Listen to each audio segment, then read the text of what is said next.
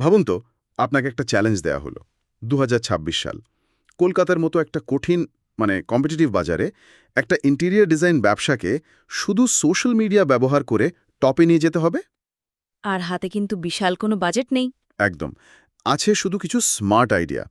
ঠিক এই চ্যালেঞ্জটাই নিয়েছেন মৃগাঙ্ক শেখর আর নীল নামের দুজন মার্কেটিং এক্সপার্ট। আমাদের হাতে তাদের সেই আলোচনার পুরো ব্লুপ্রিন্টটা এসে পড়েছে। আজকে আমরা দেখব একটা শহরের একটা নির্দিষ্ট ব্যবসাকে ১ নম্বর বানানোর জন্য তাদের এই হাইপার লোকাল স্ট্র্যাটেজিটা ঠিক কী বলছে। চলুন ব্যাপারটার গভীরে ঢোকা যাক। আর এই আলোচনাটা কিন্তু শুধু ইন্টেরিয়র ডিজাইনের জন্য নয়, আমার মনে হয় যে কোনো লোকাল ব্যবসার জন্য এটা দারুণ প্রাসঙ্গিক। তাই তো, কেন?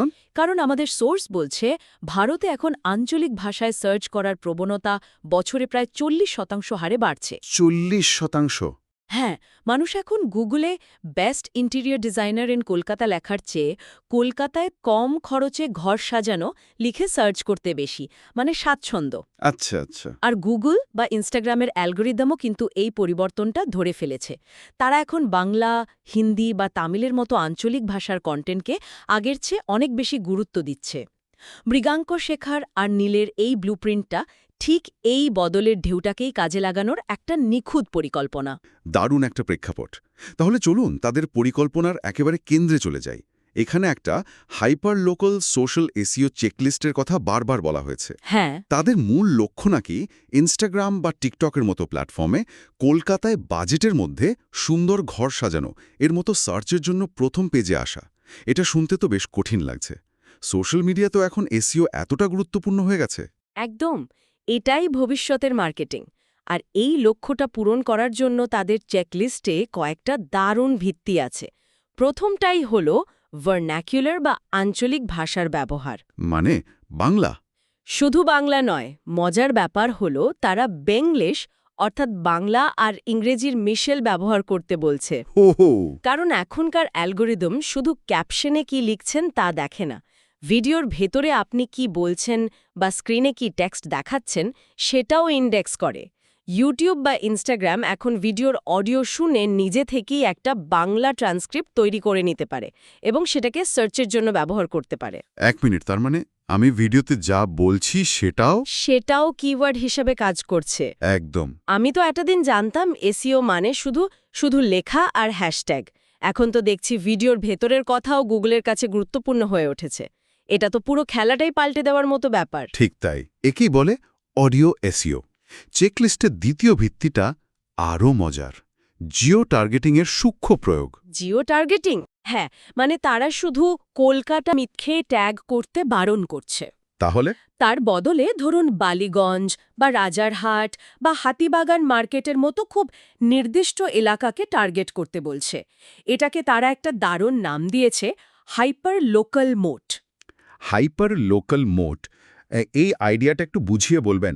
মোট মানে তো দুর্গের চারপাশের পরিখা, তাই না? একদম ঠিক ধরেছেন।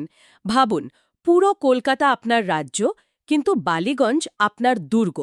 অন্য ডিজাইনাররা হয়তো পুরো কলকাতায় বিজ্ঞাপন দিচ্ছে, আর আপনি শুধু বালিগঞ্জের মানুষের জন্য এমন কন্টেন্ট তৈরি করছেন যা তাদের জীবনের সাথে সরাসরি জড়িত।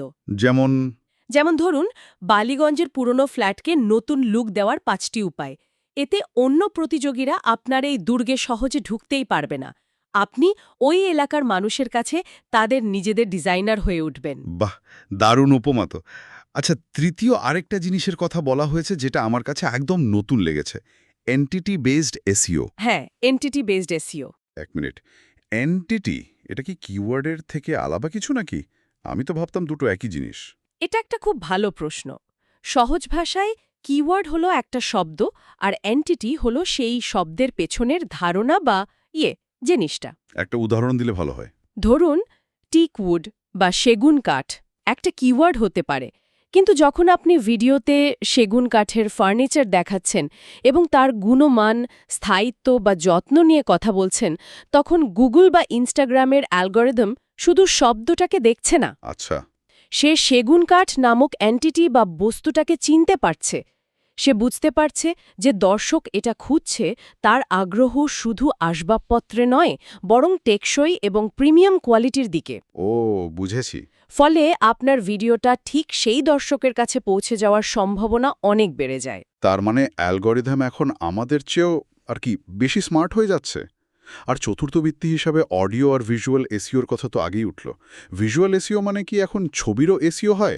এটা কিভাবে কাজ করে? দেখানো হলো হুম গুগল লেন্সের মতো ভিজুয়াল সার্চ টুলগুলো ওই দৃশ্যটা ইন্ডেক্স করে নেয়। হুম এবার কেউ যদি রাস্তায় ওইরকম একটা ফুলদানি দেখে সেটার ছবি তুলে গুগলে সার্চ করে, আপনার ভিডিওটা তার সার্চ রেজাল্টে আসতে পারে। একদম, কারণ গুগল ছবি মিলিয়ে বুঝতে পারে যে আপনার ভিডিওতে ওই জিনিসটা আছে। একইভাবে ভয়েস সার্চের ক্ষেত্রেও তাই। কেউ যদি গুগল অ্যাসিস্ট্যান্টকে জিজ্ঞেস করে কলকাতায় ভালো সেগুন কাঠের ফার্নিচার কোথায় পাওয়া যায়, আর আপনার ভিডিওতে যদি স্পষ্টভাবে এই কথাটা বলা থাকে, তাহলে গুগল অ্যাসিস্ট্যান্ট আপনার ভিডিওর অডিও থেকে উত্তরটা দিতে পারে। ঠিক। অবিশ্বাস্য। তার মানে শুধু কন্টেন্ট বানালেই হবে না, সেটাকে টেক্সট, অডিও আর ভিজুয়াল 3 দিক থেকেই সার্চের জন্য তৈরি করতে হবে। আচ্ছা, এই সব তত্ত্ব তো দারুণ, কিন্তু বাস্তবে একটা ইনস্টাগ্রাম রিলে এই সব কিছু কিভাবে ব্যবহার করা হবে? এই বিশেষজ্ঞরা কি কোনো উদাহরণ দিয়েছেন? অবশ্যই দিয়েছেন। আর এখানে আলোচনাটা আরও বেশি জীবন্ত হয়ে ওঠে। তারা 5টা রিল ভিডিওর জন্য একটা নির্দিষ্ট স্ক্রিপ্ট ফ্রেমওয়ার্ক তৈরি করে দিয়েছে। ও, দারুণ। প্রথম রিলটার নাম বাজেট চ্যালেঞ্জ। এটা সরাসরি ছোট ফ্ল্যাটের মালিকদের টার্গেট করে বানানো। যেমন হুকটা হতে পারে মাত্র 30,000 টাকায় বেহালার এই ছোট্ট ফ্ল্যাটের ভোল বদল। খুব আকর্ষণীয় হুক। হ্যাঁ, আর ভিডিওতে হাতিবাগার মার্কেটের মতো লোকাল জায়গার নাম উল্লেখ করা হবে, আর টেরাকোটা ফুলদানির মতো নির্দিষ্ট এন্টিটি দেখানো হবে। তার মানে এক ভিডিওতেই ভার্নাকুলার, হাইপার, লোকাল আর এন্টিটি 3টেই ব্যবহার করা হচ্ছে। দারুণ। পরেরটা কি? দ্বিতীয়টা হলো মেটেরিয়াল মাস্টার ক্লাস। এখানে ফোকাস থাকবে সেগুন কাঠের মতো, মানে টিক উডের মতো একটা নির্দিষ্ট এন্টিটির উপর। আচ্ছা। ভিডিওতে দেখানো হবে কেন সেগুন কাঠ ভালো, কিভাবে আসল চিনবেন ইত্যাদি। এটা সরাসরি বিশ্বাসযোগ্যতা তৈরি করে। মানুষ বোঝে যে এরা শুধু ডিজাইন জানে না, মেটেরিয়াল সম্পর্কেও এদের গভীর জ্ঞান আছে। আর তৃতীয় রিলটার নাম দেখছি লোকাল সিক্রেট। এটা বেশ ইন্টারেস্টিং লাগছে। হ্যাঁ, এখানে সল্ট লেকের মতো নির্দিষ্ট এলাকাকে ট্যাগ করে বলা হবে, সল্ট লেকের এই বাড়িতে আমরা এমন একটা গাছ লাগিয়েছি যা কলকাতার গরমেও ঘর ঠান্ডা রাখে। বাহ। এখানে বায়োফিলিক ডিজাইনের মতো একটা ট্রেন্ডি কনসেপ্ট ব্যবহার করে হাইপার লোকাল পোস্ট তৈরি করা হচ্ছে। চতুর্থটা হলো ক্লাসিক বিফোর আফটার ফরম্যাট, যেটা আমরা সবাই দেখি। কিন্তু এখানে একটা টুইস্ট আছে, তাই না? একদম। ভিডিওটা শুরুই হবে একটা হাই কন্ট্রাস্ট ছবি দিয়ে, যেখানে ভাঙাচোরা আর নতুন ঘরের ছবি পাশাপাশি থাকবে। এটা বিশেষভাবে ভিজুয়াল সার্চের জন্য অপটিমাইজড। আর পঞ্চমটা? পঞ্চম রিলটা হলো আর্কিটেক্টের পরামর্শ। এখানে কোনো ডিজাইন দেখানো হবে না, বরং কোম্পানির কোনো বিশেষজ্ঞ ক্যামেরার সামনে এসে বলবেন ঘর সাজানোর সময় এই 3টে ভুল একদম করবেন না। এটা তো বিশ্বাসযোগ্যতা বাড়ানোর জন্য দারুণ। ঠিক। এটা সরাসরি ব্র্যান্ডের মুখ প্রতিষ্ঠা করে। আর প্রত্যেকটা রিলের শেষে একটা ইন্টারঅ্যাক্টিভ কল টু অ্যাকশন বা সিটিএ থাকবে, যেমন আপনার বাজেট কত, কমেন্টে জানান, বা ফ্রি কনসালটেশনের জন্য আমাদের হোয়াটসঅ্যাপ করুন। এটা একটা সহজ কিন্তু বারবার ব্যবহার করার মতো সফল ফর্মুলা। কন্টেন্টের প্ল্যান তো অসাধারণ, কিন্তু শুধু ভালো রিল বানালেই তো হবে না। এই রিলগুলো কাদের দেখানো হবে? সেই মানুষগুলোকে খুঁজে বের করার কোনো বিশেষ উপায় কি এখানে বলা হয়েছে, বিশেষ করে ইনফ্লুয়েন্সারদের নিয়ে? ঠিক। এই পয়েন্টে আলোচনাটা আরও গভীরে যায়। তারা বলছে টিয়ার 2 শহরে বড় ইনফ্লুয়েন্সারদের পেছনে না ছুটে নতুন ছোট ক্রিয়েটরদের খুঁজে বের করতে হবে। আচ্ছা। আর তাদের খোঁজার জন্য প্রচলিত পদ্ধতির বাইরে ভাবতে হবে। এখানে 3টি গুরুত্বপূর্ণ দিকের কথা বলা হয়েছে। প্রথমত, মেট্রিকের পরিবর্তন। ফলোয়ার সংখ্যা ভুলে যান। তার বদলে দেখুন ভেলোসিটি অফ এঙ্গেজমেন্ট বা এঙ্গেজমেন্টের গতি। ভেলোসিটি অফ এঙ্গেজমেন্ট, এটা আবার কি? মানে একটা পোস্ট হওয়ার পর কত দ্রুত সেটাতে লাইক, কমেন্ট, সেভ বা শেয়ার আসছে। এর জন্য তারা একটা এঙ্গেজমেন্ট ভেলোসিটি স্কোর বা ইভিএস ক্যালকুলেট করার কথা বলেছে। EVS score? হ্যাঁ, যদি কোনো ক্রিয়েটরের ইভিএস স্কোর 0.05 এর বেশি হয়, তাহলে বুঝতে হবে তার কন্টেন্টে ভাইরাল পোটেনশিয়াল আছে। এই 0.05 সংখ্যাটা ইন্ডাস্ট্রি বেঞ্চমার্ক। আমরা দেখেছি যেই কন্টেন্টগুলো এই হার অতিক্রম করে, অ্যালগোরিদম সেগুলোকে রকেটের গতিতে বেশি মানুষের কাছে পৌঁছে দেয়। বাহ, এটা তো পারফরম্যান্স মাপার একটা দারুণ উপায়। দ্বিতীয় কৌশলটা কি? দ্বিতীয়টা হলো অথেন্টিসিটির খোঁজ। স্টুডিওতে বানানো সাজানো গোছানো কন্টেন্টের চেয়ে হোম গ্রোন স্টোরি টেলার্স বা যারা নিজেদের সাধারণ ক্যামেরা দিয়ে নিজেদের বাড়ির কাজ দেখাচ্ছেন তাদের খুঁজে বের করা। কারণ তাদের কথা বেশি বিশ্বাসযোগ্য মনে হয়। একদম, তাদের সাথে দর্শকরা অনেক বেশি সংযোগ স্থাপন করতে পারে। এটা ঠিক। আমি নিজেও সাজানো বিজ্ঞাপনের চেয়ে সাধারণ মানুষের রিভিউ বেশি বিশ্বাস করি। আর তৃতীয় কৌশলটা? সেরা সময়, যখন তিনি এখনো খুব দামি বা অপ্রাপ্য হয়ে যাননি। দারুণ সব কৌশল, কিন্তু মার্কেটিংয়ের সবচেয়ে বড় চ্যালেঞ্জ তো হলো এত কিছু করার পর আদৌ কাজ হচ্ছে কিনা সেটা মাপা। বিশেষ করে যখন একজন গ্রাহক হয়তো 5টা ভিন্ন ভিডিও দেখে, তারপর ওয়েবসাইটে গিয়ে শেষে হোয়াটসঅ্যাপে যোগাযোগ করে, কোন ভিডিওটার জন্য ব্যবসাটা এলো সেটা বোঝা তো প্রায় অসম্ভব। ঠিক, এটাকে বলে অ্যাট্রিবিউশন মডেলিংয়ের সমস্যা। আর এর জন্য তাদের কাছে একটা সমাধান আছে।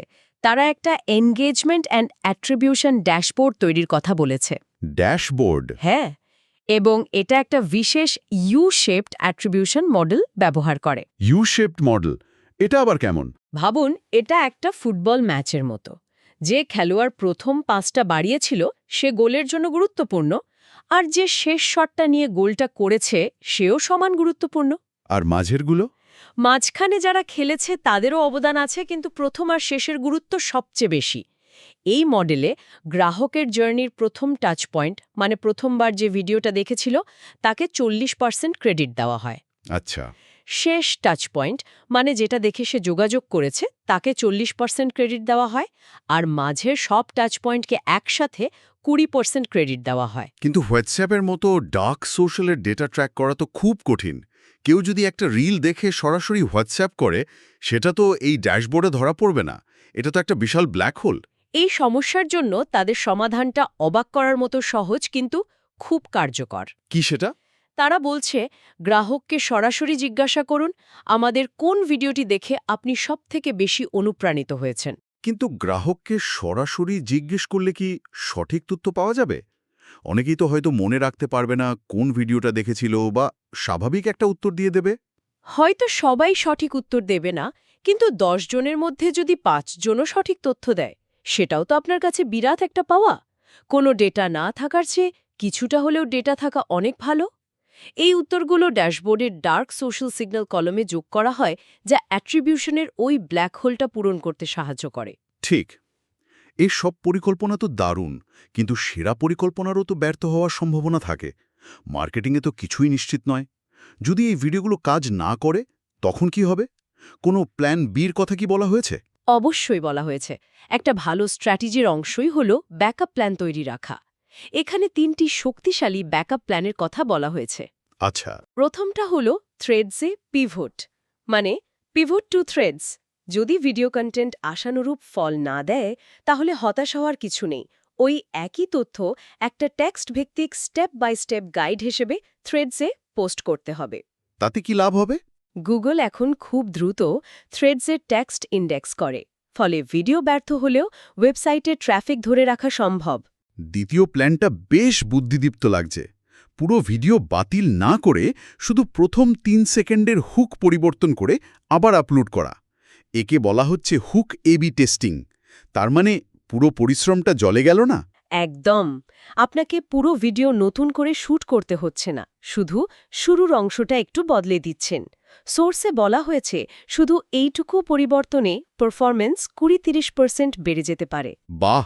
আর তৃতীয় প্ল্যানটা আমার ব্যক্তিগতভাবে খুব পছন্দের, ফাউন্ডার অ্যাডভোকেসি।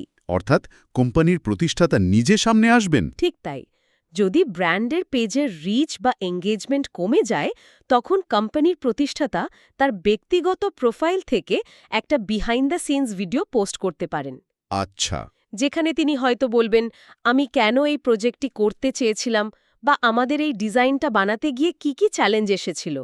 এর কারণ খুব সহজ, মানুষ লোগোকে বিশ্বাস করে না, মানুষকে বিশ্বাস করে। বিশেষ করে কলকাতার মতো টিয়ার 2 শহরে, যেখানে ব্যক্তিগত সম্পর্ক আর ভরসায় এখনও অনেক দাম দেওয়া হয়। ঠিক। তাহলে পুরো আলোচনার সারসংক্ষেপ করলে এটাই দাঁড়ায় যে ভবিষ্যতে ডিজিটাল মার্কেটিং শুধু সুন্দর ছবি বা ভিডিও পোস্ট করা নয়, এটা হবে হাইপার লোকাল, আঞ্চলিক ভাষাকেন্দ্রিক এবং বহুমাত্রিক। যেখানে টেক্সট, অডিও এবং ভিজুয়াল একসাথে একটা সিস্টেম হিসেবে কাজ করবে। হ্যাঁ, এটা একটা স্বয়ংসম্পূর্ণ অভিযোজনযোগ্য সিস্টেম তৈরি করার মতো, যেখানে প্রতিটা পদক্ষেপের পারফরম্যান্স মাপা যায় এবং ব্যর্থতার জন্য আগে থেকেই ব্যাকআপ প্ল্যান তৈরি থাকে। একদম ঠিক। আর এই আলোচনাটি শেষে একটা খুব গুরুত্বপূর্ণ প্রশ্ন রেখে যায়, যা নিয়ে ভাবা উচিত। যখন আপনার হাতে ডেটা দিয়ে চালানো একটা নিখুঁত ক্রিয়েটিভ সিস্টেম রয়েছে, তখন আপনার পরবর্তী পদক্ষেপ কী হওয়া উচিত? আপনি কি আপনার টিমের পারফরম্যান্সকে আরও উন্নত করার দিকে মনোযোগ দেবেন, যেমন ভয়েস টোন, ক্যামেরার সামনে কথা বলার ভঙ্গি বা সম্পাদনার মতো শৈল্পিক দিকগুলো, নাকি যে প্ল্যাটফর্মের ধরুন ইনস্টাগ্রামের উপর নির্ভর করে আপনার পুরো সিস্টেমটা চলছে তার অনিশ্চয়তার বিরুদ্ধে একটা সুরক্ষা বলয় তৈরি করার দিকে নজর দেবেন? অর্থাৎ ফোকাস কোথায় থাকা উচিত, শিল্পকে নিখুঁত করায় নাকি দুর্গ নির্মাণে? ঠিক, এটা ভাবার মতো একটা বিষয়।